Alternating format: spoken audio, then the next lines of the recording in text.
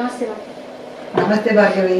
Ma'am, ఈ రోజు topic ఏంటంటే మనతో అందరూ స్నేహంగా ఉండాలన్నా లేదంటే మనల్ని ఎదుటి వాళ్ళు ఇష్టపడాలన్నా ఏం చేయాలంటారు? ఇది చాలా మంచి ప్రశ్న, కష్టమైనది కూడా. ఎలా అంటే అప్రియం నవద, ప్రియం కానిది ఎవరు మాట్లాడుకోరు, ప్రియం వద, ప్రియమైనవై మాట్లాడు. ఒక మనిషి ఉందంటే ఆ అమ్మాయిలో మనకి నచ్చడం ఉంటే ఇది చాలా నచ్చింది నాకు, ఆ అమ్మాయి వేసుకున్న బట్టలు అవ్వచ్చు, ఆ అమ్మాయి మాట్లాడిన తీరు కూడా అవ్వచ్చు, నాకు చాలా నచ్చిందని చెప్పి. ఈ రెండు మనకు నచ్చలేదు అనుకోండి, చూసి ఊరుకోవాలంతే. నాకు అస్సలు నచ్చలేదు నువ్వు వేసుకున్న డ్రెస్ అన్నా అనుకో, అమ్మాయి బాధపడుతుంది, అమ్మాయికి నచ్చింది అది. అందుకనే ప్రియం వద అప్రియం నా వద. ఎప్పుడైనా అవతలకి ప్రియం చేకూర్చేలా మాట్లాడింది. అంటే దీన్ని ఏమంటున్నారంటే ఇప్పుడు కూల్ కూల్ అంటున్నారు మన మన జనరేషన్ వాళ్ళు. ఏమిటా కూల్ అంటే ఎప్పుడు కూడా చిల్లు కూలు అంటూ ఉంటారు. చిల్లు కూల్ ఏమిటంటే ప్రియం వద, ఎప్పుడు మంచిగా మాట్లాడితే అదే చిల్లు, అదే కూల్. అప్రియం నవద, ఎందుకని వద్దు, ఎమోషనల్ బ్యాలెన్స్ ఉండాలంటారు ఇప్పుడు మనవాడు. ఎప్పుడు ప్రియం కానిది మాట్లాడేసరికి ఇవాళ కోపం వస్తుంది, కోపం వచ్చి వాళ్ళు ఎవరండి అంటారు. అందుకని ఎప్పుడు కూడా సత్యం మాట్లాడినా ప్రియం మాట్లాడినా గొడవలు రావు, అసత్యం మాట్లాడినా అప్రియం మాట్లాడినా గొడవలు వస్తాయి. అందుకని ఈ రెండింటిని మనం గుర్తుపెట్టుకుంటే చాలన్నా. నేను చాలా మందిని చూశాను, తక్కువ మాట్లాడతారు, ఎక్కువ వింటారు.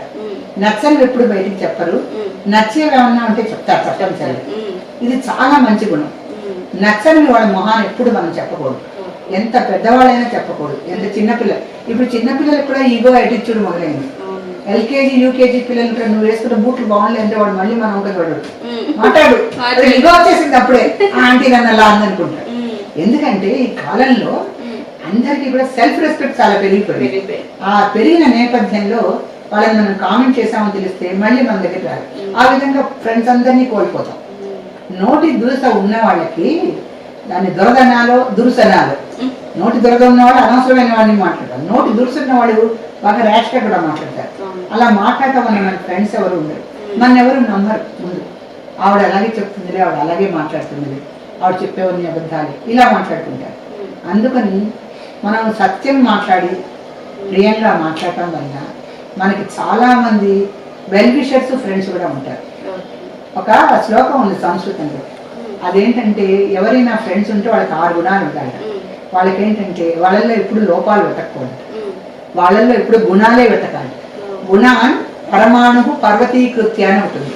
చిన్న గుణం ఉన్నా నేను పర్వతం అంత గొప్పగా చెప్పాలి, వాళ్ళ చిన్న గుణమే మంచిది ఉంటుంది అని, ఎంత మంచి గుణం ఉంది నీకు అని చాలా పొగడాలి.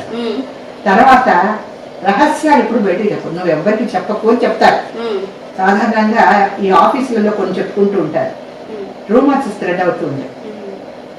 వాళ్ళకి తీసుకెళ్ళి చెప్పి వాళ్ళు బాధపడితే వీళ్ళు సంతోషిస్తూ ఉంటారు. లేకపోతే ఇంకోటి చిన్న చిన్న డిఫరెన్స్, ప్రమోషన్స్ విషయంలో గొడవలు వస్తుంది, అవి వాళ్ళకి చెప్పి వాళ్ళు బాధపడుతుంటే వాళ్ళని చూసి సంతోషపడే శాడిజం కూడా ఎక్కువైంది. ఇవన్నీ చేయకుండా ముఖ్యంగా మన ఫ్రెండ్స్ ఎక్కువ మంది.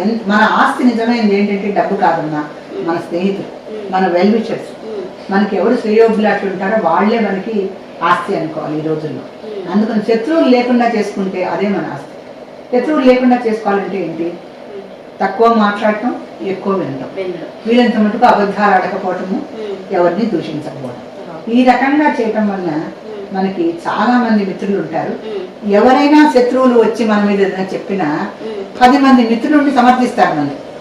లేదు లేదు అబ్బాయి అలా చెప్పడే, చాలా స్ట్రైట్ ఫార్వర్డ్ గా ఉంటాడు, ఎప్పుడు నిజమే చెప్తాడే, తనలా అబద్ధం చెప్పడు నాకు తెలిసినంతలో అని చెప్తాడు. ఇటువంటి అభిప్రాయం మనం ఎలా కలగజేయాలి అవతల వాళ్ళలో అంటే ఎప్పుడూ కూడా చాలా నిజాయితీగా, నిస్వార్థంగా, శుభ్రంగా, స్వచ్ఛంగా మాట్లాడగలగాలి.